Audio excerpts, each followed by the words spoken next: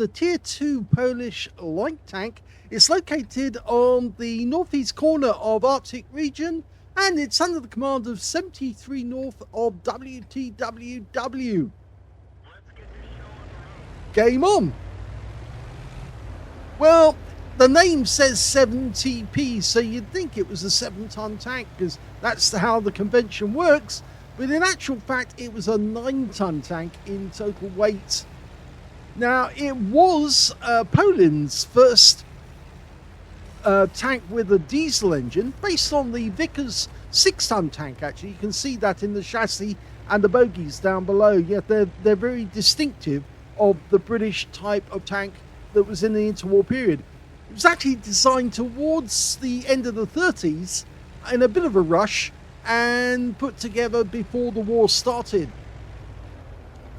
Now, this particular one has a 40mm main gun with 55 alpha, and with the standard AP, it's capable of 55mm of pen, and with the premium rounds, 71mm of pen.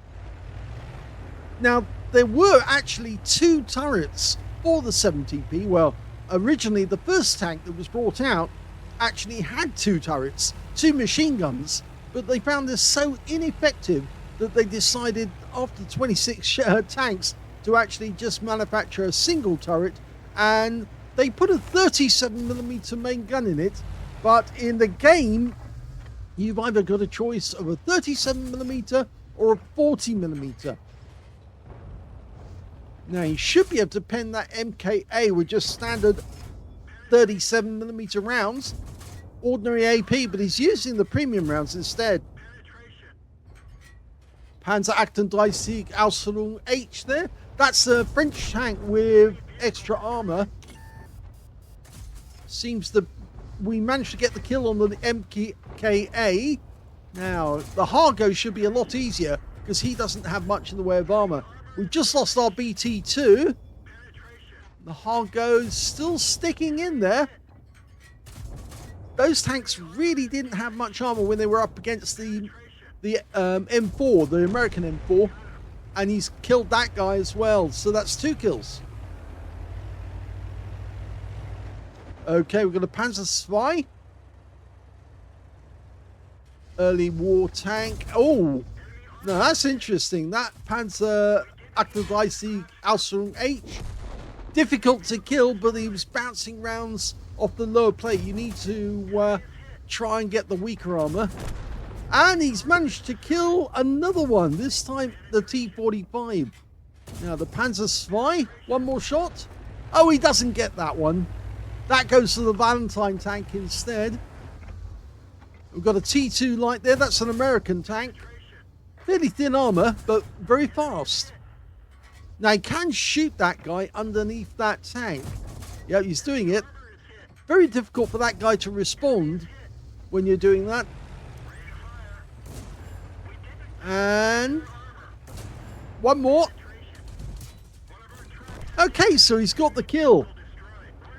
Now the standard reload is 2.68 seconds, and you can see here that 73north has got exactly that, so hasn't improved the reload time, but that may be because the crew are fairly fresh.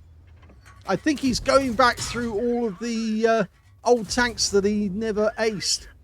Striv M38, designed 1938. Again, another late interwar design. And he's not having a lot of luck. And in fact, those shells have actually... he didn't get the kill. He got the MKA got the kill on that one. The guys behind him. Yeah, he got the kill. Okay, just around the corner, we've got a T-45. Or is it T-46? And he's got his rear to us as well. That's the machine gun port on the rear of the vehicle. There's the turret, the main gun. Should be able to easily penetrate his armor. But again, he's using the premium rounds. He could probably do with just using standard rounds. Oh, and the T-46 goes down to the Valentine. So that's another kill that's been stolen by the Valentine tank. Now, this tank isn't particularly fast. It goes about 40 kilometers an hour, but I don't think the Samur is going to go all the way back to the cap area. But we're going to have to go back, actually, because all of our guys left the cap alone. Yeah, the Samur is going towards the cap. Now, I did say that this was a diesel engine tank. It was claimed that it was the first diesel tank ever. But in actual fact, that turned out to be an interwar design by the Japanese. And it looks like he's just directed himself towards the bottom of the map. No, you need to go back straight back to the cap as fast as you possibly can. Yeah, they're getting close to capping out. They need more than one in the cap.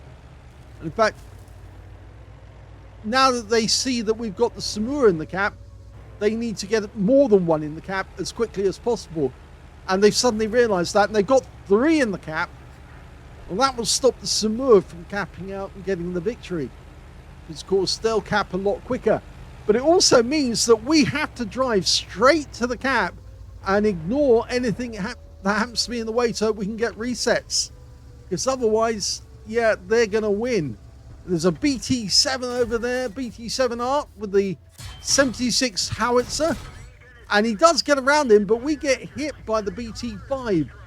Now, he needs to ignore those shells and just keep going. Okay, stop to take a shot. Looks like we did get a reset. Panda 3 Ausrung E, and now it's just a Valentine left. Oh, he's got a fire. He's got a nice little fire going there. And that's it. They've won.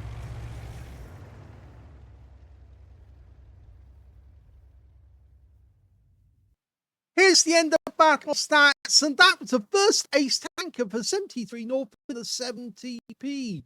You can tell it's the first because it's got the scrolls underneath the M.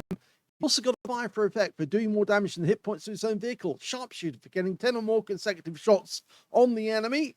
As well as an arsonist for setting light to one of the enemy tanks and watching him burn to death. That was the Valentine, the last enemy tank. He also got a duelist for taking down 2 tanks who damaged him. And a bruiser medal for getting at least 5 critical hits. In fact, he got 13. He also got a medal for destroying 2 or more enemy tanks at tank destroyers, at least 1 tier higher than his own in a light tank. And in fact, in that battle, he was killing tier 3s. That was the Panzer 3, which is a tier 3, and the Valentine. Also got a top for getting at least 6 kills, even though he got 8. In fact, in the end, you can't get the Radley Waters above tier or below tier 5, so not possible on this occasion. But it's still a good performance nonetheless. The win rate was 20,874. We look at team score, we can see he definitely got the highest damage, 1,890. The next highest being the BT-5 on the enemy team, 1,100. Followed by the Panther 3 Ausrung E with 1,085. When it came to kills, he got kills went to 73 North, 4 kills went to the Valentine, and 3 kills went to the Panther 3 Ausrung E and the BT-7 Art. And when it came to base XP, yeah, he got that one as well. So he's got the top in all 3 columns. 1,128 went to 73 North. 558 went to the Valentine, who also picked up a cool-headed steel wall and a defender for resetting the cap enough times. With 488. He fired 48 rounds in that game, got 40 direct hits and 37 penetration, so 8 shells went astray. 1,890 hit points of damage, all of it at close range. 8 enemy hits received, but 7 of those penetrated, 1 non-penetration. That was a shot from the T2 light that actually hit the tracks. 12 hit bomber, 11 enemy vehicles damaged, 8 killed, and 200 hit points of damage assistance or spotting assist. He also got 41 defense points when resetting the cap. So he wasn't able to get a defender because the Valentine was taking all the defense points away from him. On a premium count, he actually made a loss here, 32,776 credits. He probably would have been better off just firing standard AP because he still would have penetrated with that most of the time. As you can see, he made a loss of 57,600 credits. So worth trying the standard rounds occasionally just to see if it'll work, because it costs you an awful lot there.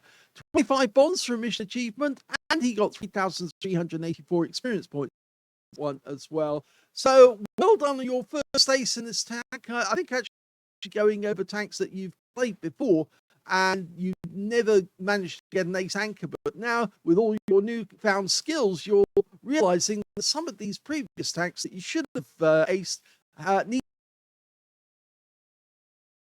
one. You're acing the lower tier tanks. That's quite good to do, because sometimes on high tiers translate easily into the lower tiers, so you actually have to think carefully about what you're doing and play a different way in order to get the team's skills. Enjoy. Please give this video a like, do subscribe to our channel, and thank you for watching.